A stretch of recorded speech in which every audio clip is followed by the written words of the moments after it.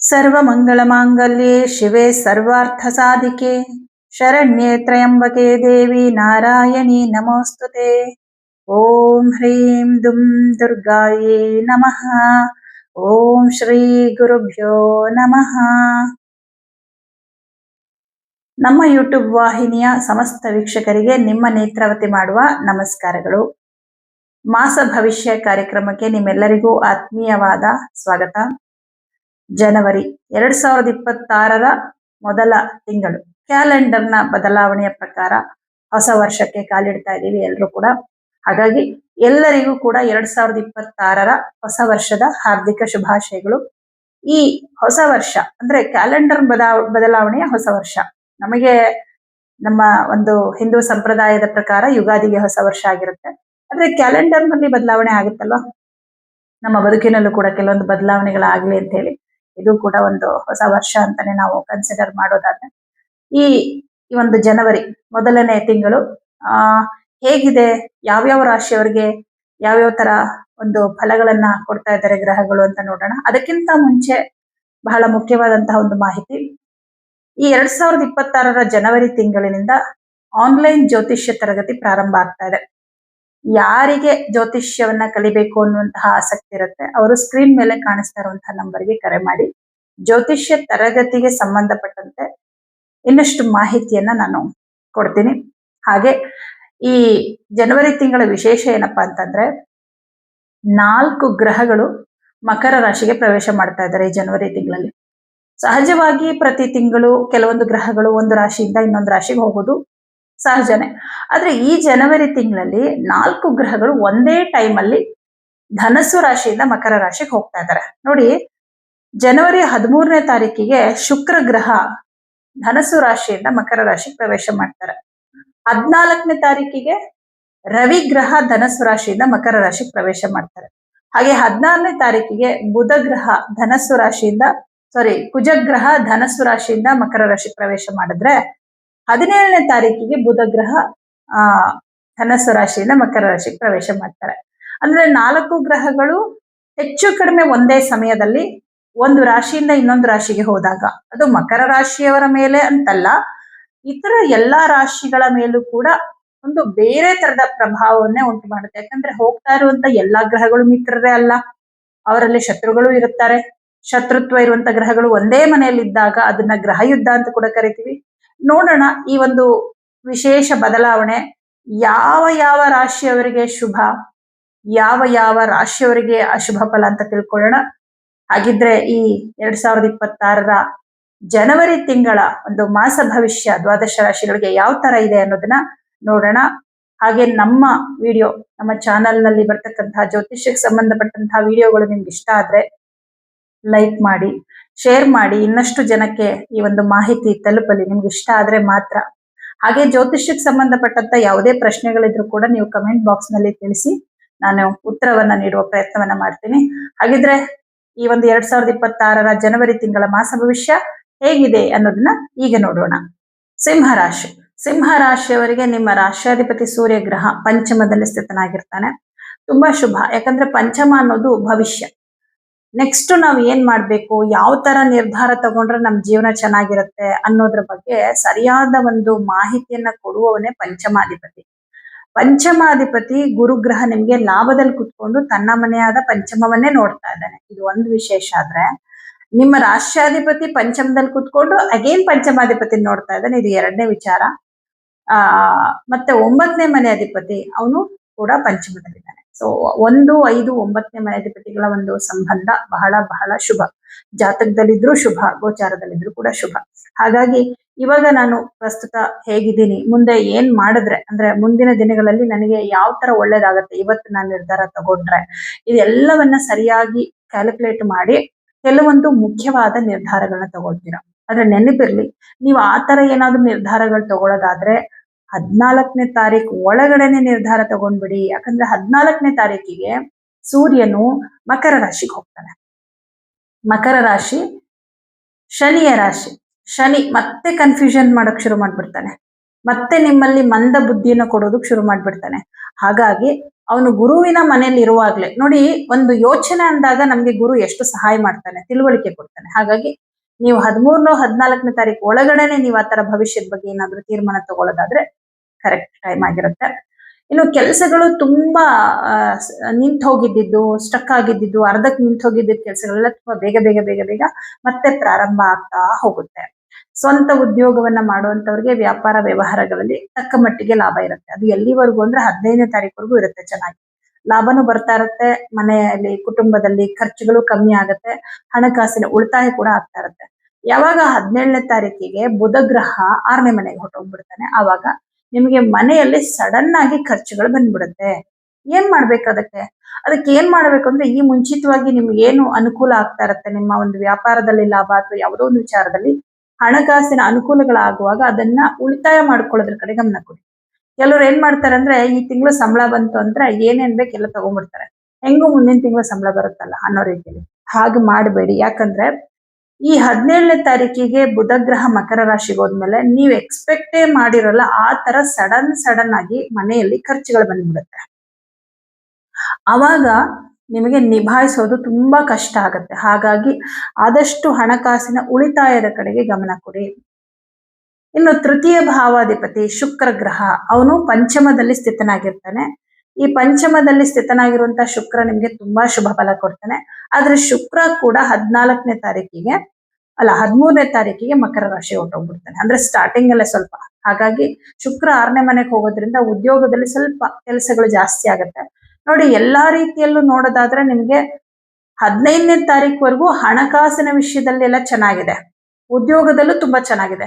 But 15ನೇ ತಾರೀಕು ಮೇಲೆ ಸ್ವಲ್ಪ ಹಣಕಾಸಿನ ವಿಷಯದಲ್ಲಿ ಖರ್ಚು, ಕುಟುಂಬದಲ್ಲಿ ಖರ್ಚುಗಳು ಇದೆಲ್ಲ ಬರುತ್ತೆ. ಆದ್ರೆ ಉದ್ಯೋಗದಲ್ಲಿ ಏನೂ ತೊಂದರೆ ಇಲ್ಲ, ಸ್ವಲ್ಪ ಕೆಲಸ ಜಾಸ್ತಿ, ಜವಾಬ್ದಾರಿ ಜಾಸ್ತಿ ಇರುತ್ತೆ. ನೀವು ಸ್ವಂತ ಬಿಸ್ನೆಸ್ ಮಾಡ್ತಿದ್ರು ಕೂಡ ಬಿಸ್ನೆಸ್ ಅಲ್ಲಿ ನೀವು ಮಾಡ್ಕೊಂಡಂತಹ ಕೆಲವು ಬದಲಾವಣೆಗಳಿಂದ ಸ್ವಲ್ಪ ಎಕ್ಸ್ಟ್ರಾ ನೀವು ನಿಮ್ಮ ಒಂದು ಉದ್ಯೋಗದ ಕಡೆ ಎಫರ್ಟ್ ಹಾಕ್ಬೇಕಾಗತ್ತೆ. ಹಾಗಾಗಿ ಸ್ವಲ್ಪ ಬಿಸಿ ಅಂತ ಅನ್ಸುತ್ತೆ, ನಿಮ್ ಲೈಫ್ ತುಂಬಾ ಬಿಸಿ ಆಗಿದೆ ಅನ್ನೋ ತರ ಅನ್ಸುತ್ತೆ. ರೆಸ್ಟ್ ಇಲ್ಲ ಅಂತ ಅನಿಸ್ತಾ ಇರುತ್ತೆ, ಮನಸ್ಸಿಗೆ, ಮೆದುಳಿಗೆ, ದೇಹಕ್ಕೂ ಕೂಡ ಶ್ರಮ ಜಾಸ್ತಿ ಆಗ್ತಾ ಇದೆ ಅಂತ ಅನಿಸ್ತಾ ಇರುತ್ತೆ. ಆದ್ರೆ ನಿಮ್ ಕೆಲ್ಸಗಳು ಚೆನ್ನಾಗ್ ಆಗ್ತಾ ಇರುತ್ತೆ, ಏನು ತೊಂದರೆ ಇಲ್ಲ. ಆದ್ರೆ ಈ 15ನೇ ತಾರೀಕಿನ ನಂತರ ನಿಮ್ಮ ಕುಟುಂಬದಲ್ಲಿ ಬರುವಂತಹ ಖರ್ಚುಗಳನ್ನ ನಿಭಾಯಿಸೋದು ಸ್ವಲ್ಪ ನಿಮ್ಗೆ ಆತಂಕ ಅಂತ ಅನ್ಸುತ್ತೆ. ಬಟ್ ಆತಂಕ ಪಡಬೇಡಿ, ಅದಕ್ಕೆ ಕೆಲವು ಸೂಕ್ತವಾದ ಪರಿಹಾರವನ್ನ ಮಾಡ್ಕೊಳ್ಳಿ. ಮತ್ತೆ ಈ ಮೊದಲು ಏನು ಅನುಕೂಲಗಳಾಗುತ್ತೆ ಅದನ್ನ ಉಳಿತಾಯ ಮಾಡ್ಕೊಳ್ಳಿ. ಇನ್ನು ಸರ್ಕಾರಿ ಉದ್ಯೋಗದಲ್ಲಿರುವಂತವ್ರಿಗೆ ಮತ್ತೆ ಪ್ರೈವೇಟ್ ಕಂಪನಿಗಳಲ್ಲಿ ಕೆಲಸ ಮಾಡ್ತಕ್ಕಂಥವ್ರಿಗೆ ತುಂಬಾ ಚೆನ್ನಾಗಿದೆ, ಏನು ಪ್ರಾಬ್ಲಮ್ ಇಲ್ಲ. ಕೆಲಸದಲ್ಲಿ ಒತ್ತಡ ಬಿಟ್ರೆ ಬೇರೆ ಏನಿಲ್ಲ. ಹಾಗಂತ ತುಂಬಾ ವರ್ಕ್ ಪ್ರೆಷರ್ ಇರಲ್ಲ. 6ನೇ ಮನೆಯಲ್ಲಿ ಕುಜ ಹೋಗ್ತಾ ಇದ್ದಾನೆ, ಅವನು ತನ್ನ ಉಚ್ಚ ಕ್ಷೇತ್ರದಲ್ಲಿ ಇರ್ತಾನೆ. ಕುಜಗ್ರಹ 14ನೇ ತಾರೀಕು ಹೋಗ್ತಾ ಇದ್ದಾನೆ 6ನೇ ಮನೆ. ಅವನು ನಿಮ್ಗೆ ತುಂಬಾ ಒಂದು ಧೈರ್ಯ ಕೊಡೋದ್ರ ಜೊತೆಗೆ ನಿಮ್ ಕೆಲಸಗಳು ತುಂಬಾ ಬೇಗ ಆಗೋ ಹಾಗೆ ಮಾಡ್ತಾನೆ, ತುಂಬಾ ಫಾಸ್ಟ್ ಅಂತ ಹೇಳ್ಬೋದು. ಕುಜ ಹೇಗೆ ಅಂದ್ರೆ, ಒಂದು ಬಾಲ್ ಅನ್ನ ಗೋಡೆಗೆ ಹೊಡೆದ ತಕ್ಷಣ ಹೇಗೆ ವಾಪಸ್ ನಮ್ಮ ಹತ್ರ ಬರುತ್ತೆ, ಅಷ್ಟೇ ಫಾಸ್ಟ್ ಆಗಿ ಕೆಲಸಗಳು ಕಂಪ್ಲೀಟ್ ಆಗುತ್ತೆ.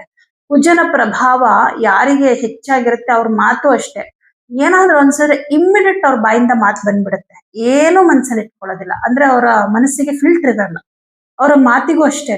ಮೇಲೆ ಒಂದ್ ಮಾತಾಡೋದು, ಮನ್ಸಲ್ಲಿ ಒಂದ್ ಇಟ್ಕೊಳ್ಳೋದು, ಈ ತರದ್ದೆಲ್ಲ ಇರೋದಿಲ್ಲ. ಅದೇ ತರ ಈ ಕುಜನಿಂದಾಗಿ ಕೆಲಸಗಳು ಹೇಗಾಗತ್ತೆ ಅಂದ್ರೆ ತುಂಬಾ ಬೇಗ ಆಗ್ಬಿಡತ್ತೆ, ತುಂಬಾ ಫಾಸ್ಟ್ ಆಗಿ, ಅನ್ಕೊಂಡಿದ್ದಕ್ಕಿಂತ ಫಾಸ್ಟ್ ಆಗಿ ಕೆಲಸಗಳಾಗತ್ತೆ. ಹಾಗಾಗಿ ನಿಮ್ಗೆ ಉದ್ಯೋಗದ ವಿಚಾರದಲ್ಲೆಲ್ಲ ತುಂಬಾ ಅನುಕೂಲಗಳಾಗುತ್ತೆ.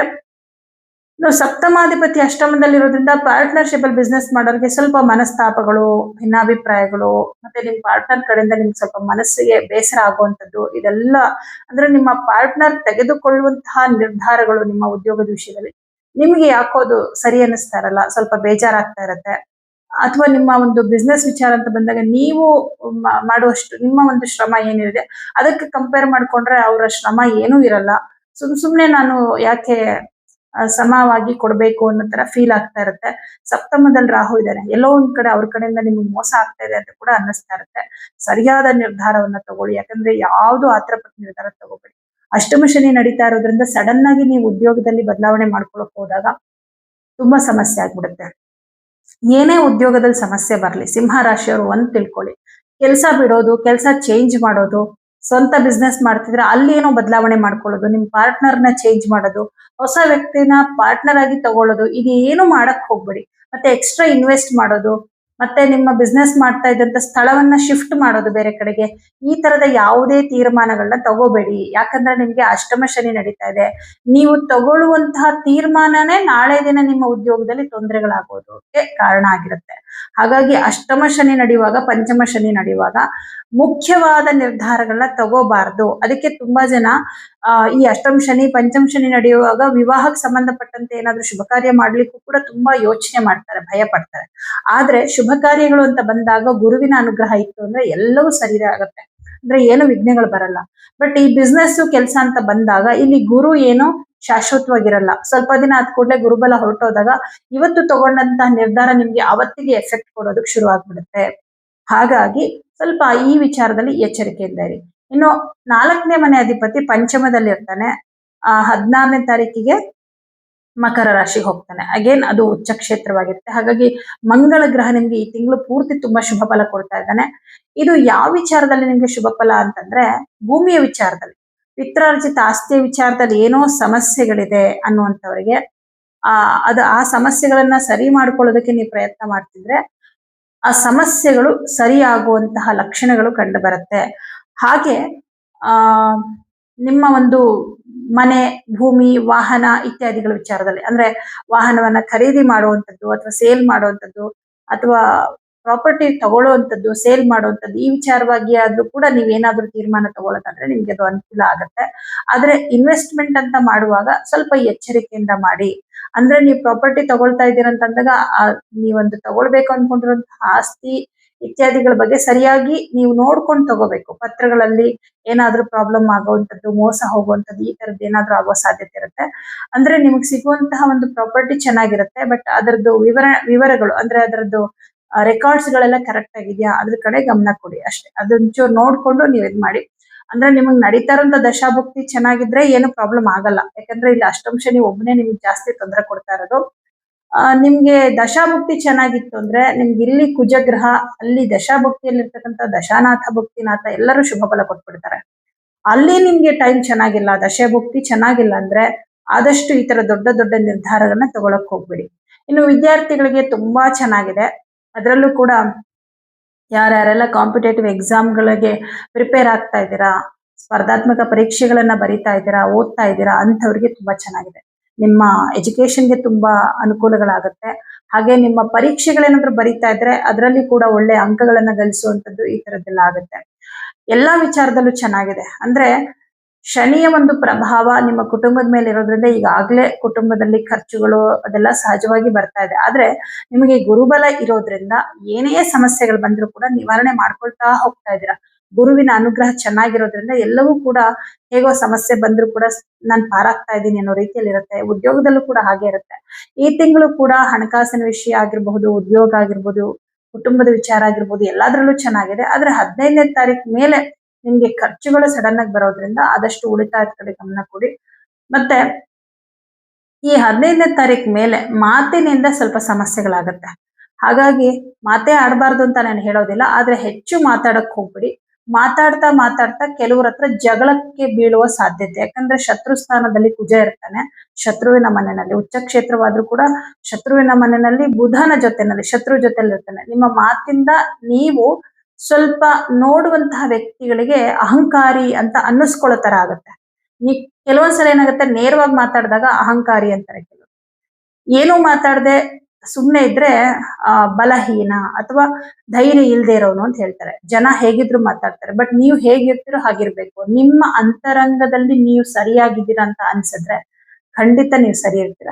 ಆದ್ರೆ ನಿಮ್ಮ ಅಂತರಂಗ ಹೇಳ್ತಾ ಇದೆ ನಿಮ್ ಕಡೆಯಿಂದ ಏನೋ ತಪ್ಪಾಗಿದೆ ಅಂದ್ರೆ ಖಂಡಿತ ತಪ್ಪನ್ನ ತಿದ್ಕೊಳ್ಳಿ. ಕೆಲವ್ರು ಏನ್ ಮಾಡ್ತಾ ಇದ್ರೆ ನಿಮ್ಮ ಅಂತರಂಗ ಹೇಳ್ತಾ ಇರತ್ತೆ ನಿಮ್ಗೆ ನೀವು ಮಾಡ್ತಾ ಇರೋ ತಪ್ಪು ಅಂತ, ಆದ್ರೂ ಕೂಡ ಮಾತಲ್ಲಿ ಅದನ್ನ ಹೇಳಲ್ಲ, ತಪ್ಪನ್ನ ಒಪ್ಕೊಳ್ಳಲ್ಲ. ಇದು ತಪ್ಪಾಗತ್ತೆ. ಹಾಗಾಗಿ ಸ್ವಲ್ಪ ಮಾತಾಡ್ಬೇಕಾದ್ರೆ ಒಂಚೂರು ಎಚ್ಚರಿಕೆ. ಉದ್ಯೋಗ ಕ್ಷೇತ್ರದಲ್ಲಿ ಕೆಲವ್ರ ಜೊತೆ ಇಂಪಾರ್ಟೆಂಟ್ ವಿಚಾರಗಳನ್ನ ಡಿಸ್ಕಸ್ ಮಾಡ್ಬೇಡಿ. ನಿಮ್ಮ ಒಂದು ವೃತ್ತಿ ವಿಚಾರ, ಹಣಕಾಸಿನ ವಿಚಾರ, ಕುಟುಂಬದ ವಿಚಾರ, ಇದು ಯಾವುದನ್ನು ಕೂಡ ನೀವು ಹೇಳ್ಕೊಳಕ್ ಹೋಗ್ಬೇಡಿ. ಯಾಕಂದ್ರೆ ವಾಕ್ಸ್ಥಾನಾಧಿಪತಿ ಕುಜನ್ ಜೊತೆ ಇದ್ರೆ ಮಾತ್ ನಿಲ್ಲಲ್ಲ, ಎಲ್ಲ ಹೇಳ್ಕೊಂಡ್ಬಿಡೋದು. ಏನೋ ಒಂದ್ ಕೆಲಸ ಶುರು ಮಾಡಿರ್ತೀರಾ, ಇನ್ನು ಶುರುನೇ ಮಾಡಿಲ್ಲ, ಅದು ಶುರು ಮಾಡಿ ಅದು ಏನೇನ್ ಆಗುತ್ತೆ, ಅದ್ರಿಂದ ಏನೇನ್ ಬೆನಿಫಿಟ್ ಎಲ್ಲ ಹೇಳ್ಬಿಟ್ಟಿರ್ತೀರ. ಇದನ್ನು ಮಾಡಕ್ ಹೋಗ್ಬಿಡಿ. ಸಿಂಹ ರಾಶಿಯವ್ರು ಸ್ವಲ್ಪ ಜಾಸ್ತಿ ಆತರ ಮಾಡ್ತೀರಾ, ಏನೇ ವಿಚಾರ ಇದ್ರು ಎಲ್ಲ ಹೇಳ್ಕೊಂಡ್ಬಿಡ್ತೀರಾ. ಬಟ್ ಸದ್ಯಕ್ಕಂತೂ ಇದು ಮಾಡ್ಬೇಡಿ, ಯಾಕಂದ್ರೆ ನೀವು ಏನ್ ಹೇಳ್ಕೊಳ್ತೀರಾ ಎಲ್ಲ ತದ್ವಿರುದ್ಧವಾಗಿ ಆಗ್ಬಿಡುತ್ತೆ. ಇನ್ನು ಪರಿಹಾರ, ಈ ತಿಂಗಳಲ್ಲಿ ಪ್ರತಿ ಶನಿವಾರ ಎಳ್ಳೆಣ್ಣೆ ದಾನ ಕೊಡೋದು ಮರಿಬೇಡಿ. ಹಾಗೆ ಪ್ರತಿ ದಿನ ಬೆಳಗ್ಗೆ ಆದಿತ್ಯ ಹೃದಯ ಮಂತ್ರವನ್ನ ಹೇಳ್ಕೊಳ್ಳಿ, ಒಳ್ಳೇದಾಗುತ್ತೆ. ಮತ್ತೆ 15ನೇ ತಾರೀಕು ಮೇಲೆ ಬುಧನ ಒಂದು ಫಲ ಅಷ್ಟು ಶುಭವಾಗಿಲ್ಲದೆ ಇರೋದ್ರಿಂದ ಈ ತಿಂಗಳಲ್ಲಿ ಪ್ರತಿ ಬುಧವಾರ ಹೆಸರು ಕಾಳು ದಾನ ಕೊಡಿ, ಒಳ್ಳೇದಾಗತ್ತೆ. ಇದರಿಂದ ಮನೆಯಲ್ಲಿ ಖರ್ಚು ಕಡಿಮೆ ಆಗುತ್ತೆ, ಮತ್ತೆ ಮಾತಿಂದ ತೊಂದರೆಗಳಾಗೋದನ್ನ ನೀವು ತಪ್ಪಿಸ್ಬೋದು. ಈ ಒಂದು ಪರಿಹಾರಗಳನ್ನ ಮಾಡ್ಕೊಳ್ಳಿ, ಒಳ್ಳೇದಾಗತ್ತೆ. ಎಲ್ಲರಿಗೂ ಶುಭವಾಗಲಿ.